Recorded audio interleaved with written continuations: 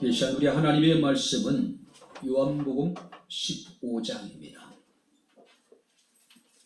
1절 말씀부터 8절 말씀까지 제가 봉독을 해드리도록 하겠습니다. 요한복음 15장 1절부터 8절 말씀까지가 되겠습니다. 나는 포도나무여 너희는 가지라. 나는 참 포도나무여 내 아버지는 농부라. 물은 네개에 붙어있어 열매를 맺지 아니하는 가지는 아버지께서 그것을 제거해 버리시고, 물은 열매를 맺는 가지는 더 열매를 맺게 하리하여 그것을 깨끗하게 하시느니라. 너희는 내가 일러준 말로 이미 깨끗하여 졌으니 내 안에 거하라. 나도 너희 안에 거하리라. 가지가 포도나무에 붙어 있지 아니하면 스스로 열매를 맺을 수 없음같이 너희도 내 안에 있지 아니하면 그러하리라. 나는 포도나무여 너희는 가지라. 그가 내 안에 내가 그 안에 거하면 사람이 열매를 많이 맺나니 나를 떠나서는 너희가 아무것도 할 수 없음이라. 사람이 내 안에 거하지 아니하면 가지처럼 밖에 버려져 마르나니 사람들이 그것을 모아다가 불에 던져 사르느니라. 너희가 내 안에 거하고 내 말이 너희 안에 거하면 무엇이든지 원하는 대로 구하라. 그리하면 이루리라. 너희가 열매를 많이 맺으면 내 아버지께서 영광을 받으실 것이요 너희는 내 제자가 되리라. 아멘. 기도하겠습니다. 자비롭고 은혜로우신 아버지 하나님, 하나님의 은혜와 사랑을 진심으로 감사합니다. 화창한 봄날 이 아침에 주님을 예배하게 하시니 감사합니다. 이 시간 우리가 주의 말씀을 청종할진대 우리의 마음의 문을 열어주시고 우리의 귀를 여셔서 성령의 교회들에게 하시는 주의 음성의 귀를 기울게 하시고 깨닫게 하시고 말씀을 기뻐하며 즐거워하며 아버지 묵상할 수 있는 은혜를 베풀어 주옵소서. 예수님 이름으로 기도합나이다. 아멘. 할렐루야. 세상에서 가장 아름다운 그림을 그리고자 하는 간절한 소원을 가진 어떤 화가가 있었습니다. 그래서 그는 그림을 그리기 전에 이 세상에서 가장 아름다운 것이 무엇일까 고민을 하기 시작했습니다. 근데 작가로서 영감이 떠오르지 않는 겁니다.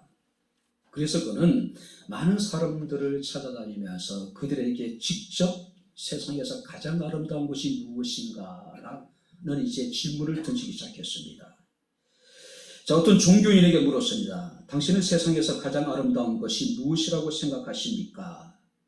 그러자 그 종교인은 망설임 없이 아마 그것은 믿음이 아닐까요? 다시 다른 사람들이 물었습니다. 이번에 군인입니다. 치열하게 치러진 전쟁터에서 갓돌한 군인입니다. 당신은 세상에서 가장 아름다운 것이 무엇이라고 생각하십니까? 그는 주저없이 평화가 아닐까요? 라고 대답을 했습니다. 다시 또 다른 사람에게 물었습니다. 뜨거운 사랑에 빠진 청춘 남녀에게 물었습니다. 당신들은 세상에서 가장 아름다운 것이 무엇이라고 생각하십니까? 그들의 대답은 똑같았습니다. 그야 당연히 사랑이죠. 많은 사람들의 대답을 들었지만은 그 어떤 대답도 이 화가의 마음을 충족시켜 주지 못했습니다. 믿음도 아름다운 것이고 평화도 아름다운 것이고 사랑도 소망도 참 아름다운 것인데 이 모든 것을 종합적으로 그릴 수 있는 뭔가가 있을 것 같은데 그것이 생각나지 않는 겁니다. 작가로서 그는 깊은 고민에 빠지게 됩니다. 그리고 이제 하루는 밖에 나가서 사색을 하면서 또 산책을 하면서 세상에 가장 아름다운 것이 무엇이 있을까 고민하다가 답을 찾지 못하고 집으로 돌아옵니다. 어둑어둑 해가 질 때에 발걸음은 천근만근 무겁기만 합니다. 자, 문을 열고 들어갔을 때에 열심히 뛰어오는, 신나게 뛰어오는 아이들이 아빠를 향해 달려옵니다. 아빠! 그리고 앞치마를 두른 아내는 물기 묻은 손을 앞치마에 닦으면서 어서 오시라고 하면서 와서 이렇게 이제 포옹을 해주는 거예요. 그때 작가는 느꼈습니다. 그래, 세상에 가장 아름다운 것은 밖에 있는 것이 아니라 바로 우리의 가정이라는 사실을 깨닫게 됩니다. 오늘 하나님께서는 이 세상에서 가장 아름다운 것을 우리에게 주셨습니다. 바로 그것은 뭡니까? 우리의 가정이에요. 어쩌면 가정은요, 우리 모든 사람들이 추구하는 행복의 결정체이고 세상의 모든 아름다움의 결정체라 해도 과언은 아닐 것입니다. 그 안에는요, 믿음이 있고 소망이 있고 사랑이 있고 평화가 있고 인간들이 이 땅에 추구하는 모든 것이 가정 안에 다 들어있다는 사실이에요. 백향목교회 성도들의 모든 가정이 세상에서 가장 아름다운 가정의 표본이 되었으면 좋겠습니다. 할렐루야. 그런 가정이 되었으면 좋겠어요.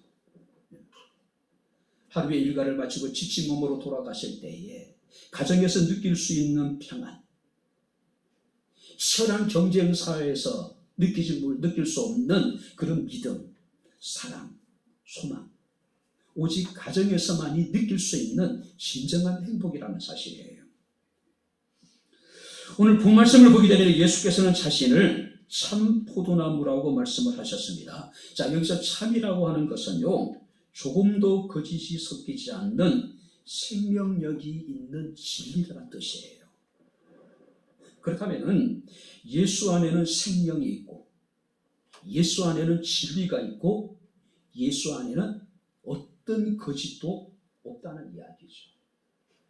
그래서 주께서 말씀하시기를 내가 곧 길이요 진리요 생명이라고 말씀을 하고 있는 겁니다. 자, 그런데 바로 포도나무는 원래 이스라엘 백성들에게, 이스라엘 사람들에게 있어서는요, 특별한 나무입니다. 왜냐하면 구약 성경에 보니까 감람나무라든지 무화과 나무나 이 포도나무는 이스라엘을 상징하는 대표적인 나무들이기 때문에 그래요. 그래서 우리가 예레미야 2장 21절 말씀을 보게 되면은 내가 너를 순전한 참 종자 곧 귀한 포도나무로 심었거늘 내게 대하여 이방 포도나무의 악한 가지가 됨은 어찌 되느냐고 하나님께서 탄식하고 있는 거예요. 하나님은 그들이 정말로 순전한 민족이 되기를 원했습니다. 귀한 포도나무 같은 그런 하나님의 사랑을 받는 민족이 되기를 원했어요. 그런데 이스라엘은 오히려 이방 포도나무의 악한 가지가 되었다고 탄식하고 있는 거예요. 뿐만 아니라 이사야 5장 2절 말씀을 보게 되면은 내가 사랑하는 자에게 포도원이 있으며 실이 기름진 사내로다. 땅을 파서 돌을 제하고 극산품 포도나무를 심었도다. 그 중에 망대를 세웠고 또 그 안에 술통을 팠도다. 좋은 포도 맺기를 바랬더니 너희가 덜 포도를 맺었도다. 하나님의 이스라엘 향한 탄식이에요. 실이 기름진 산에다가 땅을 파고 돌을 제하고 극산품의 포도나무를 심었더니 오히려 그들이 먹을 수 없는 덜 포도를 이렇게 이제 그들이 열매를 맺었다는 이야기예요. 오늘 예수께서 이 땅에 오셔서 나는 참 포도나무라고 말씀하고 있습니다. 덜 포도나무 가지 같았던 그들을 예수 그리스도에게 이제 접붙임을 했다는 이야기예요. 너희가 이제는 내게 붙어 있어서 가지가 되어서 좋은 열매를 맺어서 바로 하나님 아버지께 영광을 돌리라고 지금 말씀을 하고 있는 겁니다. 자, 오늘 그렇다면은 우리가 좋은 포도나무, 참 포도나무가 대신 예수 그리스도께 우리는 접붙임을 받은 존재들이라는 이야기예요. 우리가 좋은 열매를 맺어야 됩니다.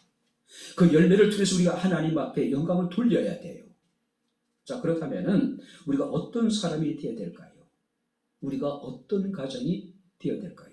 오늘 설교 제목은 우리 가정을 통해서 영광을 받으소서. 우리 가정이 맺는 열매를 통해서 하나님께서 영광을 받으시기를 원하는 의미에서 오늘 말씀을 증거할 때에 우리가 말씀 가운데 하나님의 풍성한 은혜를 경험할 수 있는 시간이 될 수 있기를 주 이름으로 축원합니다. 자, 그렇다면 먼저 한번 2절 말씀을 우리 다시 한번 같이 읽겠습니다. 물은 내게 붙어 있어 열매를 맺지 아니하는 가지는 아버지께서 그것을 제거해 버리시고 물은 열매를 맺는 가지는 더 열매를 맺게 하려 하여 그것을 깨끗하게 하시느니라. 2절 상반절에 보시기 바랍니다. 물은 내게 붙어 있어. 자, 5절을 볼까요? 나는 포도나무여 너희는 가지라. 그가 내 안에 내가 그 안에 거하면 사람이 열매를 많이 맺나니 나를 떠나서 너희가 아무것도 할 수 없다. 내 안에 거하라고 주께서 말씀을 하고 있어요. 우리가 삶의 풍성한 열매를 맺어서 하나님 아버지께 영광을 돌리기 위해서는 우리가 예수 그리스도께 붙어 있어야 되고 예수 그리스도 안에 우리가 거해야 된다는 이야기예요. 자, 근데 여기서 붙어 있고, 자, 여기서 거한다라고 하는 것은 현재 진행형이에요. 무슨 얘기입니까? 너희는 내게 계속해서 붙어 있으라는 이야기예요. 너희는 계속해서 내 안에 거하라는 이야기예요. 태아는 엄마의 뱃속에서 10개월 동안 살아죠. 그 복중에 있는 태에게 영양분을 공급하는 건 뭡니까? 복중에 있는 태에게 생명을 주는 게 뭡니까? 탯줄이에요. 어떤 경우에도 태에게 있어서 탯줄은 생명줄입니다. 탯줄이 끊어지는 순간에 태아는 죽을 수밖에 없는 거예요. 오늘 주님께서 우리에게 말씀하십니다. 너희가 정말로 풍성한 포도의 열매를 맺기 위해서는 너희가 내게 붙어 있어라. 내 안에 거하라는 이야기예요. 떠나지 말고 지속적으로 계속해서. 본래 가지는요, 뿌리가 없지요. 나무에서 떨어지는 그 순간에 가지는 이미 죽은 거나 다름이 없는 거예요. 왜냐하면 생명의 거론에서 떠났기 때문에 그렇다는 거예요. 그래서 가지가 존재하기 위해서는, 가지가 살아서 많은 열매를 맺기 위해서는 반드시 나무에 붙어 있어야 된다는 이야기예요. 나무 안에 거해야 된다는 이야기예요. 그래서 주님께서는 나는 포도나무여 너희는 가지라. 저가 내 안에 내가 저 안에 있으면 이 사람은 과실을 많이 맺느니 나를 떠나서는 너희가 아무것도 할 수 없다라고 이야기를 하고 있습니다. 잠시라도 떨어져서는 안 되는 거예요. 연결되어져 있어야 된다는 이야기예요.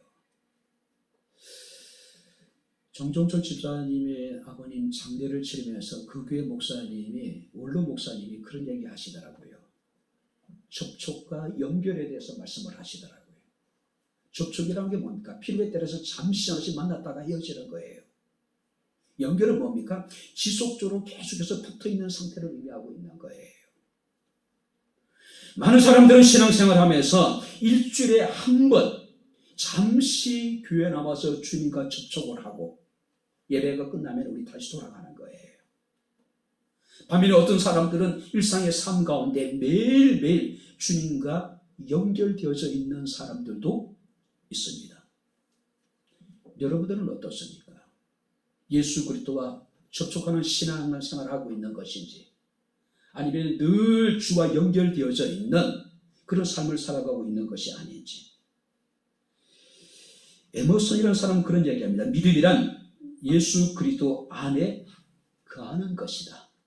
믿음을 거창하게 우리가 표현을 할 필요가 없다는 거죠. 그냥 예수 안에 거하는 그 자체가 우리의 믿음이라는 거. 이게 믿음의 본질이라는 이야기예요. 우리가 예수 그리스도를 떠나고 교회를 떠나고 우리가 믿음을 떠나서는 우리는 아무것도 할 수 없다는 거예요.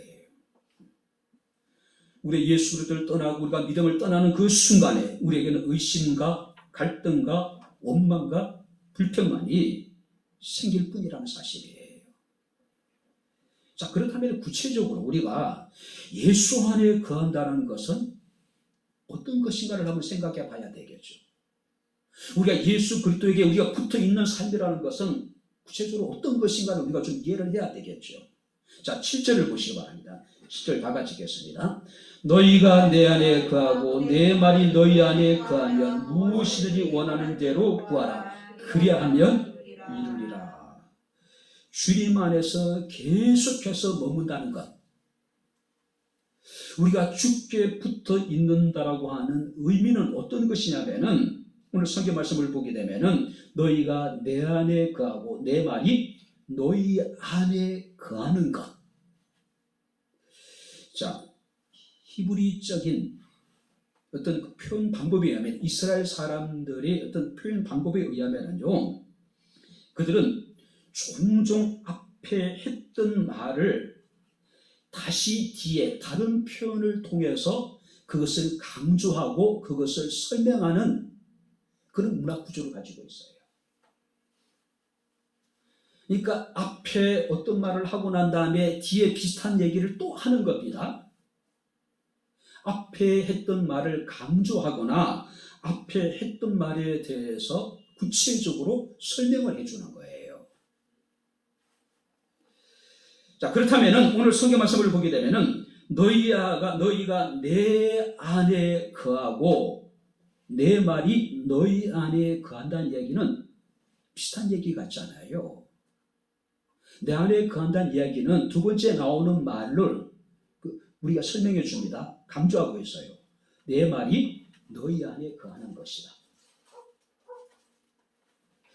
자, 내 안에 거한다는 것은 너무 막연하잖아요. 추상적이잖아요. 내게 붙어 있어란 이 말이 너무 여러분들 우리가 막연하잖아요. 그런데 지금 주께서 설명하십니다. 너희가 내 안에 거한다라고 하는 것은 내 말이 너희 안에 거하는 것이다라고 지금 설명하고 있는 거예요. 할렐루야. 자, 그렇다면은 우리가 예수 안에 거한다라고 하는 것은 예수 그리스도의 말씀을 듣고 그 말씀을 우리가 즐거워하고 그 말씀을 날마다 우리가 묵상하고 그 말씀을 쫓아서 순종하는 삶을 살아가는 것, 이것이 우리가 예수 안에 거하는 삶이에요. 단지 우리가 예배당 안에 있는 것으로 우리가 예수 안에 거하는 삶이 아니란 이야기예요. 단지 우리가 교회 교적부에 내 이름을 등록한 것으로 내가 예수 안에 거하는 것이 아니란 이야기예요. 예수 안에 거한다라고 하는 것은 너희가 내 안에 거하고 내 말이 너희 안에 거하는 것이다. 내 안에 거한다는 것은 구체적으로 내 말이 너희 안에 거해서 너희가 내 말씀을 따라서 순종하는 삶을 살아가는 것, 이것이 우리가 예수 안에 거하는 거예요. 주의 말씀을 듣고 그 말씀 우리가 사랑하고 그 말씀을 기뻐하고 그 말씀을 묵상하고 그 말씀에 순종하는 삶을 살아가는 것. 그래서 우리가 시편 1편 2절 말씀을 보게 되면은 복 있는 사람은 여호와의 율법을 즐거워하며 그 율법을 취하로 묵상하는 자라고 이야기하고 있어요. 뿐만 아니라 시편 119편 14절 말씀을 보게 되면은 내가 모든 재물을 즐거워함 같이 주의 증거들도 주의 말씀을 내가 즐거워한다라고 이야기하고 있어요. 뿐만 아니라 시편 119편 97절 말씀을 보게 되면은 내가 주의 법을 어찌 그리 사랑하는지요 내가 그것을 종일 작은 소리로 읊조린다라고 고백을 하고 있는 거예요. 무슨 얘기입니까? 우리가 주 안에 거한다라고 하는 것은, 우리가 주께 붙어있는 삶을 살아간다라고 하는 것은 주의 말씀에 대해서 우리가 어떤 태도를 우리가 가지고 그 말씀을 대하느냐에 결정이 된다는 이야기예요. 다윗은 주의 말씀이 송이꿀보다도 달달하고 이야기를 하고 있습니다. 지금이야 온갖 좋은 여러분들이 그 단 음식들이 많이 있지만은 고대 사이는 바로 꿀이 최고의 달콤한 음식이에요. 여러분들의 주의 말씀이 여러분들이 어떻게 느껴지고 있습니까? 쓰디쓰게 느끼는 사람도 있을 것이고 아무런 맛을 느끼지 못하는 그런 사람도 있을 수 있을 것이고 정말로 어떤 사람에게서는 주의 말씀이 세상에 어떤 것보다도 달콤하게 느껴질 수 있는 사람도 있을 수 있을 것입니다. 오늘 우리가 많은 열매를 맺어서 우리 하나님 앞에 영광을 돌리기 위해서는 어떻게 해야 됩니까? 주 안에 거하는 겁니다. 주께 우리가 붙어 있는 거예요. 그렇죠? 바로 주께 붙어 있고 주 안에 거한다라고 하는 것은 주의 말씀에 우리가 귀를 기울이고 그 말씀을 우리가 기뻐하고 즐거워하고 묵상하고 그 말씀을 쫓아서 우리가 순종하는 삶을 살아가는 것. 근데 7절 말씀 보니까 이렇게 할 때에 주께서는 무엇이든지 원하는 대로 구하라. 그리하면 이루리라. 할렐루야. 우리가 주 안에 거해서 주의 말씀을 기쁨으로 받고 그 말씀을 우리가 묵상하고 그 말씀을 우리가 기쁨으로 온전히 순종하게 될 때에 주께서 우리에게 말씀하시기를 너희가 구하는 모든 것에 대해서 내가 이루어 주실 것이라고 말씀을 하고 있어요. 이것은 현재입니다. 반면에 우리가 5절 말씀을 보게 되면 우리가 주님을 떠나서는 아무것도 할 수 없다고 이야기하고 있습니다. 또 6절 말씀을 보게 되면 우리가 주님을 떠나게 될 때 가지처럼 밖에 버려져 사람들이 그것을 모아다가 불에 던지게 될 거라고 이야기를 하고 있습니다. 우리가 주 안에 거하는 것은 우리의 소원을 이룰 뿐만 아니라 우리가 주 안에 거함으로 인해서 하나님께서 우리를 통해서 영광을 받으신다는 사실을 믿으시기를 주의 이름으로 축원합니다. 그러나 주님을 떠나서는 아무것도 할 수 없고 주님을 떠나서 우리는 꺾인 가지처럼 밖에 버려지게 될 거라는 이야기예요. 허드슨 테일러는 그런 얘기를 합니다. 인생의 문제는 환경이 어떠한가가 중요한 것이 아니라 하나님과 얼마나 가까운가가 중요하다고 이야기하고 있어요. 요소는 죽기 전에 자기 백성들에게 개역 성경에 보니까 오직 너희 하나님 여호와를 친근히 하라. 한번 따라해보시기 바랍니다. 여호와를 친근히 하라. 여기서 친근히 하라는 이야기는 물리적으로 가까이 하라는 이야기가 아닙니다. 화학적으로 완전히 서로 용해돼서 하나가 되라는 이야기예요. 서로가 서로를 구분할 수 없을 정도로 완전히 하나 된 상태, 바로 이것이 친근한다라고 표현을 나타내고 있는 거예요.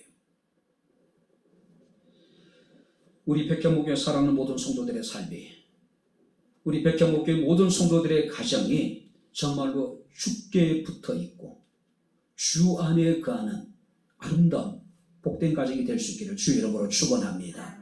주의 말씀을 기뻐하고 즐거워하고 그 말씀을 따라 우리가 순종하는 가정이에요. 두 번째 말씀을 보도록 하겠습니다. 자, 2절을 우리 다시 한번 같이 읽겠습니다.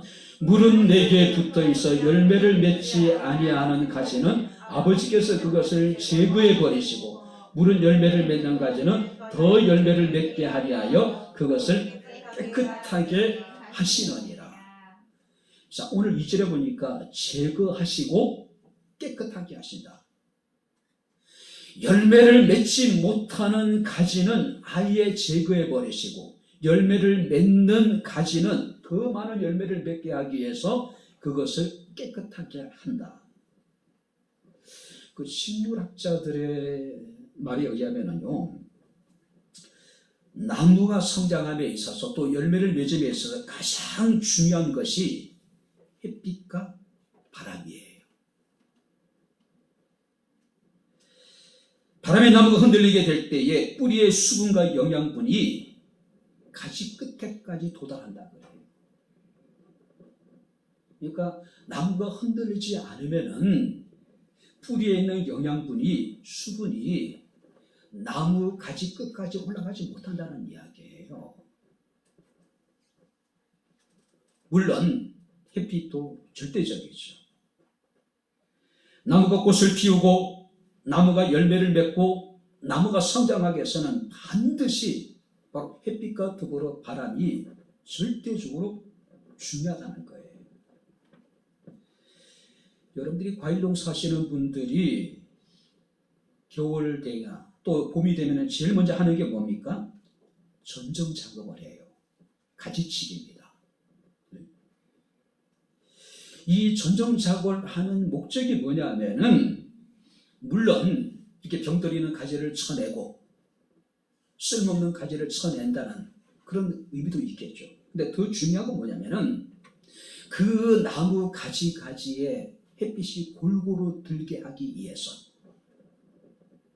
그리고 바람이 잘 통하게 하기 위해서 가지치기 작업을 하는 거예요. 여러분들이 우리 교회 주변에 보게 되면은 과실수가 한 10가지 정도가 있습니다. 처음으로 전정 작업을 한번 해봤어요. 가지치기 작업을 했습니다. 모가나무 올라가가지고 나름대로 어떤 주서들은 이야기가 있으니까 모가나무 전정 작업을 했어요.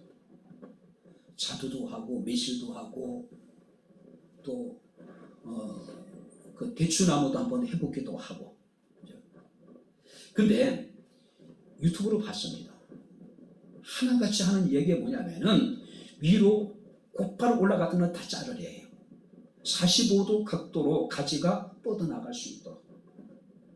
왜 그러냐면은 충분한 햇빛을 골고루 받을 수 있도록, 바람이 잘 통할 수 있도록 그렇게 해야 된다는 거예요. 물론 어설프게 했는지 매실은 지금 딱 하나 열려 있다가 그마저 좀 떨어져 버렸어요. 자두는 했는데 기형적인 모양의 자두들이 되게 나오기도 하더라고요. 뭐 프로가 아니니까, 전문가가 아니니까 그럴 수밖에 없다고 생각이 되기도 해요. 자, 중요한 것은 뭡니까? 햇빛을 골고루 들게 해주는 것이고 바람이 잘 통하게 해주는 거예요. 바람이 통하지 않으면 나무들이, 가지들이 시들어 버려요. 그늘에 가려져 있는 것들이 제대로 성장하지 못하는 거예요. 그래서 전정 작업에서 무조건 위로 뻗은 것은 다 잘라내버리는 거예요. 다 잘라내버리는 거예요. 특별히 여러분들이 이서 제거해버리고 깨끗하게 한다라고 여기 이야기하고 있는데, 이것은 현재 진행형입니다.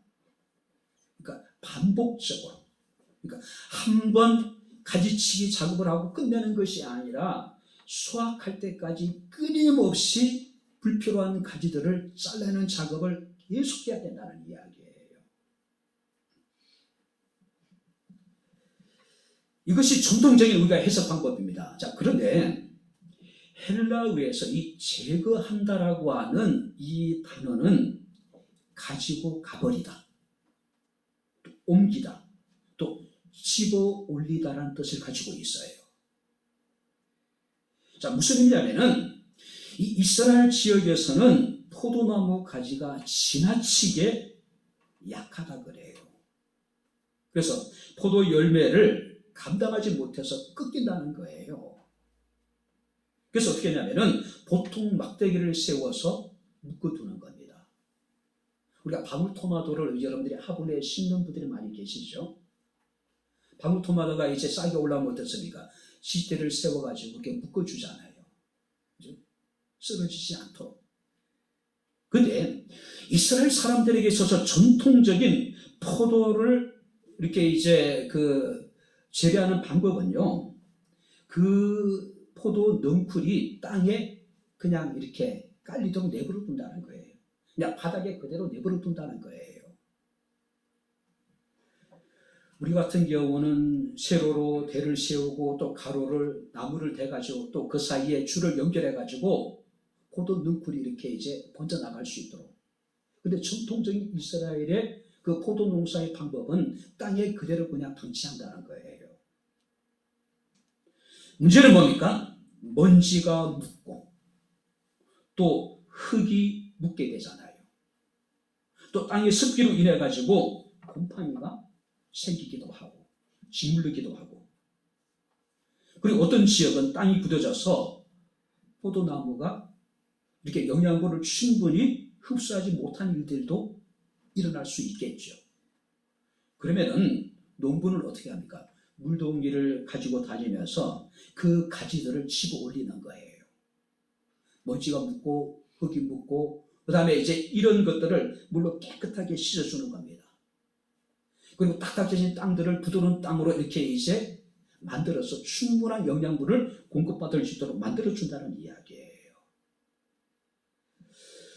오늘 그래서 여기서 깨끗하게 한다는 의미도 아마 그런 의미가 아닐까 생각이 되기도 합니다. 무슨 얘기입니까?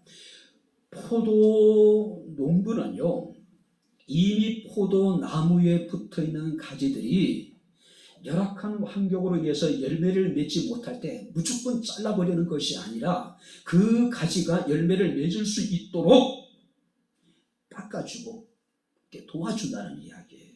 그죠? 오늘 그렇다면은 한국 교회에서 지금까지 전통적인 해석 방법은 뭡니까? 열매를 맺지 않는 가지는 그냥 무조건 삭제 잘라버린다. 근데 바로 이 헬라어에서 의미를 생각하면 잘라내는 것이 아니라 옮겨주고 깨끗하게 씻어준다. 잘 자랄 수 있도록 쾌적한 환경을 만들어준다. 아무튼 가지를 잘라내는 것은 나무로서는 상당히 고통스러운 일입니다. 요즘에야 제가 전지칼을 가져다녀도 톱을 사가지고 이렇게 이제 향나무라든지 그다음 직동나무 이런 것들을 막 잘라내기는 한데 작년까지는 굉장히 소심했어요. 우리 그렇게 나름대로 그 가지치기 작업을 하면서도 진달래나 철쭉에 대해서는 손을 못 댔어요. 가을 되면 한번 대대적으로 한번 작업을 해야겠다고 지금 단단히 지금 펴놓고 있어요. 제대로 한번 해봐야 되겠다라고요. 자, 풍성한 가지가 있고 가지가 많은 것만큼 우리는 은연중에 열매도 많지 않을까? 그러니까 쉽게 잘라내지 못하는 거예요. 또 나무 입장에서 얼마나 고통스러울까요? 그런데 유능한 농부들은 어떻습니까? 사정없이 잘라냅니다. 유튜브를 보니까요, 매실이나 이런 것들 전지 작업하는 거 보니까 정말로 앙상해요. 야, 저런 나무에서 무슨 열매가 맺을 수 있을까? 그럴 정도로 정말 앙상하게, 정말 볼품없이 만들어 버리더라고요. 그렇게 해야지 열매를 맺어준다는 거예요. 우리의 삶도 마찬가지입니다. 우리의 신앙생활도 마찬가지입니다. 묵은 가지, 불필요한 가지, 쓸모없는 가지들은 단호하게 쳐내야 된다는 이야기예요. 새로운 순이 올라올 수 있도록, 새로운 싹이 올라올 수 있도록 쳐내야 된다는 이야기예요. 우리 마음에 가지치기를 해야 되지 않을까요? 원망하고 불평하고 시기하고 실토하고 미워하고 다투는 우리의 부정적인 생각들, 이런 가지치기 작업을 계속해서 해나가야 된다는 이야기예요. 그래서 바울은 이런 고백을 합니다. 나는 날마다 죽노라. 영적인 가지치기를 하는 것, 내 마음에 가지치기 하는 것은 정말로 죽을 만큼 때로는 힘들 수도 있다는 말이에요. 뿐만 아니라 바로 날마다 내 자신을 쳐서 복종시킨다라고 말씀하고 있음을 우리가 보게 됩니다. 우리가 버려야 될 것을 버리지 않고, 우리가 쳐내야 될 것을 쳐내지 않고, 우리가 죽여야 될 것을 죽이지 않으면 어떤 일이 벌어지게 됩니까? 사사기 말씀을 보게 되면은 복임이라고 하는 지역이 등장을 합니다. 우는 자들이에요. 통곡을 한다는 의미예요. 무슨 얘기냐면은 하나님이 이제 가나안 정복 전쟁을 통해서 이스라엘 12지파에게 땅을 분배를 합니다. 그리고 정복하라는 이야기예요. 땅을 차지하라는 이야기예요. 그런데 처음에는 그들이 열심히 가나안 땅에 있는 이방 민족들을 몰아내요. 근데 시간이 지나면서 그들이 가나안 정복 전쟁의 열의가 식어지게 되는 거예요. 오히려 가나안 땅에 거하는 가나안 주민들과 서로 이제 그들이 화친을 맺게 되는 겁니다. 서로 공존하기 시작을 하는 거예요. 그래서 하나님 이스라엘 백성들을 책망합니다. 왜 그들을 쫓아내지 않았느냐? 근데 그들이 핑계를 대요. 그들은 철병거를 가지고 있고 그들은 산지에 거하기 때문에 우리가 그들을 내쫓지 못했습니다. 그때 하나님이 그들에 대해 책망하십니다. 너희가 쫓아내지 않았던, 너희가 죽이지 않았던 그 가나안 땅에 있는 이방 민족들이 너희에게 올무가 될 것이고 너희 옆구리에 가시가 될 것이라고 이야기를 해요. 쫓아내야 될 것 쫓아내지 않으니까, 버려야 될 것을 버리지 않으니까, 죽여야 될 것을 죽이지 않으니까 오히려 그것이 우리의 인생의 올무가 되는 겁니다. 우리 인생의 발목을 잡아버리는 거예요. 그것이 우리의 옆구리에 가시가 돼서 우리를 고통스럽게 한다는 이야기예요. 그러자 이스라엘 백성들이 하나님 앞에서 엉엉 울어요. 통곡을 해요. 그래서 그곳 이름을 보김이라고 불러요. 문제는 뭘까요? 거기서 끝나는 거예요. 하나님의 책망을 받고 그들은 감정적으로 하나님 앞에 눈물을 흘렸지만은 그 이후에 그들이 의지적으로 남아있는 가나안 이방 족속들을 쫓아내는 작업을 하지 않아요. 결국 뭡니까? 그들이 지금까지 이스라엘 백성들에게 있어서 울무가 되고 이스라엘 백성들에게 있어서 가시가 되는 거예요. 가나안 땅의 가장 대표적인 이방 민족이 블레셋이에요. 그들의 후손이 뭡니까? 누굽니까? 팔레스타인이에요. 블레셋에서 팔레스타인이 오원이 이렇게 이제 변화된 거예요. 지금까지도 서로 다투고 있잖아요. 그들이 처음부터 끝까지 하나님의 말씀에 순종하고 쫓아낼 건 쫓아내고 죽여야 될 건 죽이고 버려야 될 건 버렸다면은 결코 이스라엘이 지금까지 이런 어려움을 겪지 않겠죠. 그죠? 우리가 버려야 될 것이 무엇이 있을까요? 우리가 내 삶 가운데 우리가 전정작업을 해야 될 것이 있다면 무엇일까요? 단호하게 우리가 잘라내야 될 것이 있다면 그것이 무엇이 있을까요? 히브리서 12장 1절 2절에 모든 무거운 것과 얽매이기 쉬운 죄를 벗어버리고 인내로서 우리 앞에 당한 경주를 하며 믿음의 주여 또 온전케 하시니 예수를 바라보자.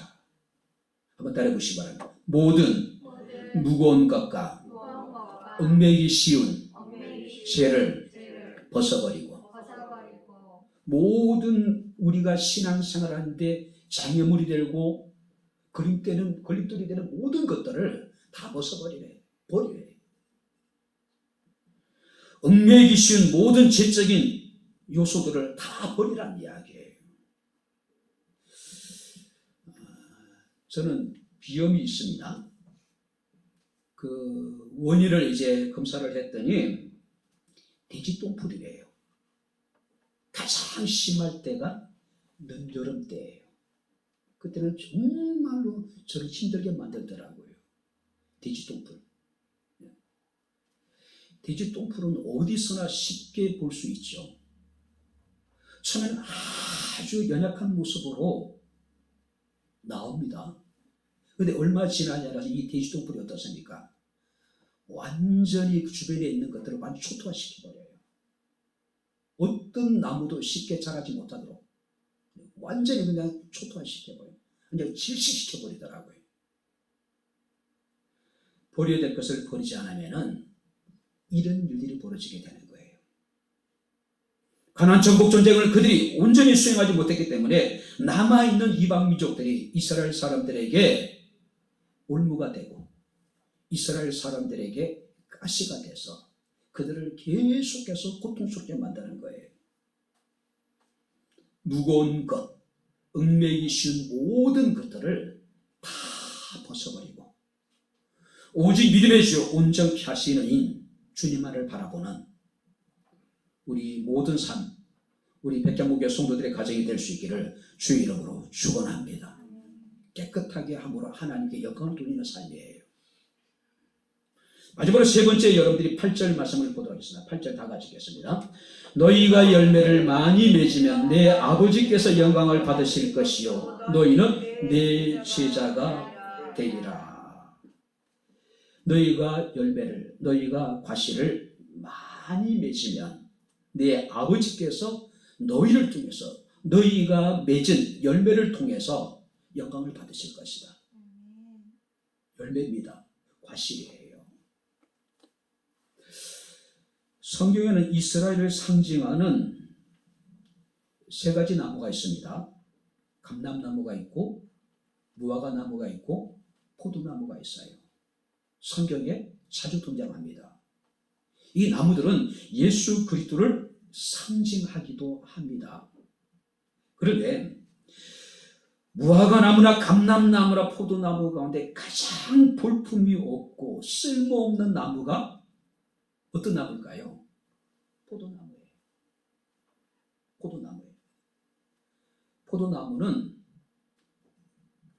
굉장히 앙상하죠. 꽈배기처럼 꼬여 있습니다. 그죠? 볼품이 없어요. 전혀 나무로서 어떤 제목으로서의 어떤 가치가 없는 거예요. 또 포도나무는 땔감으로도 가치가 없어요. 땔감으로조차도 가치가 없어요. 그래서 우리가 성경 말씀을 보게 되면 포도나무는 성소의 제사용 화목으로도 금지되어 있어요. 성전에서 많은 희생의 제사를 드리게 되잖아요. 그 불태우는 작업을 해야 되잖아요. 근데 이 땔감으로 금지된 나무가 바로 이 포도나무예요. 아예 이런 땔감으로 가져오지도 말라고 이야기하고 있어요. 나무 자체로 봐서는 포도나무는 그야말로 쓸모없는, 볼품이 없는 그런 나무예요. 그런데 이 포도나무에는 열매가 있어요. 그 여러분들이 항상 꼬여있고 볼품이 없는 그 포도나무에 보게 되면은 포도송이가 주렁주렁 열려있잖아요. 얼마나 탐스럽습니까? 포도송이를 보게 되면 왠지 모르게 내가 풍성해진 느낌을 받을 수 있잖아요. 그죠? 포도나무는 오직 열매를 위해서만 존재해요. 그러다 보니까 열매를 맺지 못하는 포도나무는 다른 나무의 생장을 위해서라도 찍어버려야 돼요. 가지도 마찬가지입니다. 열매를 맺지 못하는 가지는 다른 가지의 풍성한 열매를 위해서 과감하게 잘라내야 된다는 거예요. 오늘 예수께서는 나는 참 포도나무라고 말씀하고 있습니다. 깨끗하고 거짓이 없고 진리고 생명이 있는 나무라고 이야기하고 있어요. 우리는 그 참 포도나무이신 예수 그리스도께 접붙임을 받은 가지란 이야기예요. 그렇다면 바로 주께서 우리에게 원하시는 건 뭡니까? 여러분들이 열매예요. 열매. 네. 근데 이제 더 중요한 건 뭘까요? 가지가 스스로 열매를 맺습니까? 아니라는 거예요. 열매를 맺음에 있어서 가지가 할 수 있는 것은 아무것도 없어요.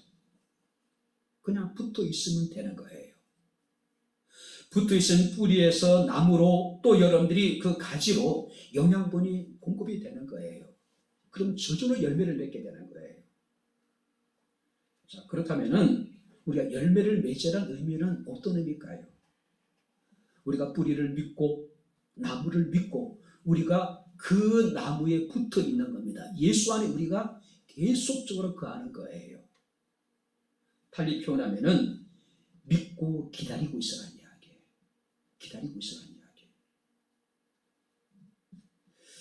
어느 분이 이렇게 설명을 했습니다. 기독교와 타 종교의 차이에 대해서 기독교와 다른 종교의 갈림길이 여기에 있다라고 이야기하고 있습니다. 잘 들어보세요. 다른 종교는 내가 나를 구원하고 내가 부처가 되고 내가 신의 경지에 입신을 하는 거예요. 내가 신이 되는 겁니다. 내가 돌을 닦아서 열매를 맺는 흔히 말하는 사력 종교에 스스로 힘으로 구원도 하고 스스로 힘으로 내가 신이 되고 스스로 힘으로 내가 열매를 맺는 거예요. 자신의 의지로. 반면에 기독교는요. 철저하게 타자에 의한 구원, 타력 종교라고 이야기를 합니다. 그래서 재미난 얘기를 합니다. 그래서 기독교가 종교라면 타 종교는 종교라고 할 수가 없다. 구태여, 타 종교가 종교라면 기독교는 종교가 아니다. 무슨 얘기일까요? 결이 다른 것이 아니라 질적으로 타 종교와 기독교는 다르다는 얘기예요. 본질적으로. 우리가 가질 참 신앙이라고 하는 것은 아버지 하나님은 농부가 되시고 예수 그리스도는 참 포도나무가 되고 우리는 가지래요. 농부이신 하나님께서 포도원을 잘 관리하시겠다고 말씀하고 있는 거예요. 약속하고 계신 거예요. 우리가 참 포도나무에 붙어 있기만 하면은 우리는 풍성한 열매를 맺어서 바로 농부 되시는 아버지 하나님께 우리가 영광을 돌릴 수가 있다는 사실이에요. 자, 그렇다면 여기서 다시 한번 생각해야 될 게 뭘까요? 그럼 구체적으로 우리가 열매를 맺어야 된다는데 그 열매가 어떤 열매일까? 어떤 열매인지 알아야 될 거 아니에요? 한번 성경을 볼까요? 우리 다시 한번 여러분들이 8절을 우리 다시 한번 읽겠습니다.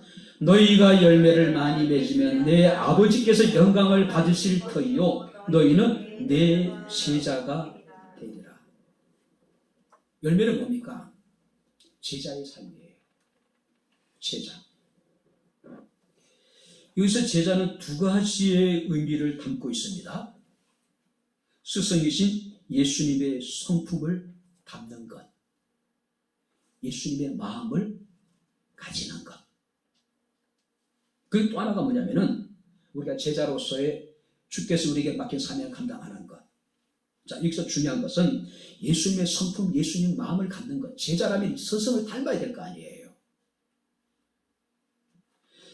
그래서 우리가 빌립보서 2장 5절에 보니까 너희 안에 이 마음을 품으라 곧 그리스도 예수의 마음이라고 말씀을 하고 있는 겁니다. 그분의 마음은 어떤 마음일까요? 자기를 비우시고 자기를 낮추시고 죽기까지 복종하신 마음.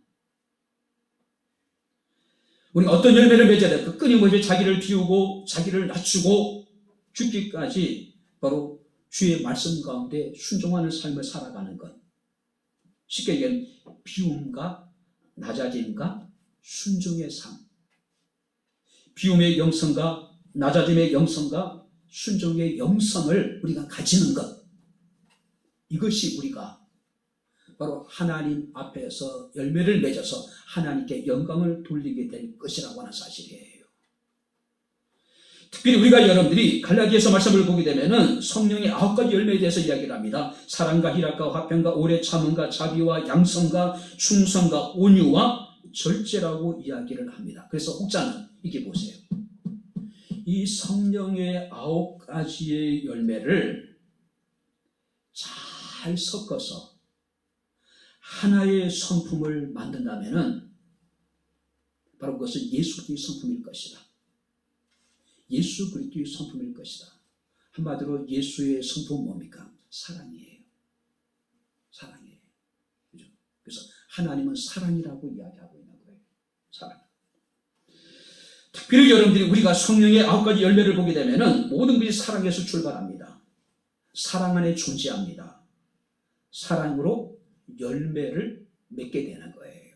그러니까 성령의 9가지 열매는 한 열매로 얘기하면 사랑 안에 다 들어있는 거예요.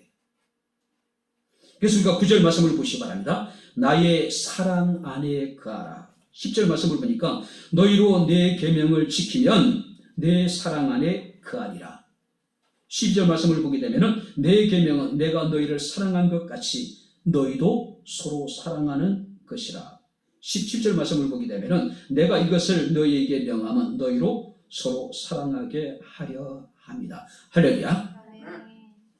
우리가 열매를 맺어서 우리가 하나님을 영화롭게 해야 되는데 우리가 궁극적으로 추구해야 될 열매는 한마디로 이야기하면 어떤 열매예요? 사랑이에요. 예수 그리스도의 마음을 우리가 갖는 겁니다. 죽기까지 우리를 사랑하셨던 우리가 연약하고 지연되고 원수되었을 때 십자가에 죽으심으로 말미암아 당신의 사랑을 우리에게 확증시켜 주셨죠. 우리가 그 사랑을 우리가 행하는 것, 이것이 우리가 궁극적으로 맺어야 될 열매고 과실이라는 사실이에요. 이제 말씀을 마칩니다. 올해 가정의 달을 맞이하면서 우리의 삶이 우리 백향목교회 모든 성도들의 가정이 정말로 하나님께 영광을 돌릴 수 있는 그런 가정이 되기를 소원해 봅니다. 어떤 사람이 되어야 될까요? 어떤 가정이 되어야 될까요? 예수 안에 거하는 가정. 할렐루야. 그에게 붙어서 그를 떠나지 않는 믿음의 가정. 스스로를 깨끗하게 하고 우리의 가정을 깨끗하게 하여서 또한 풍성한 많은 열매를 맺어서 살아계신 하나님을 기쁘시게 하고 살아계신 하나님께 영광을 돌릴 수 있는 행복한 가정. 바로 저와 여러분들의 가정이 될 수 있기를 주의 이름으로 축원합니다. 기도하겠습니다. 하나님 아버지, 하나님의 은혜와 사랑을 진심으로 감사를 드립니다. 오늘도 우리가 가정의 달을 맞이해서 우리의 삶이, 우리의 가정이 우리를 통해서, 우리 가정을 통해서 하나님께 영광을 돌리기를 원합니다.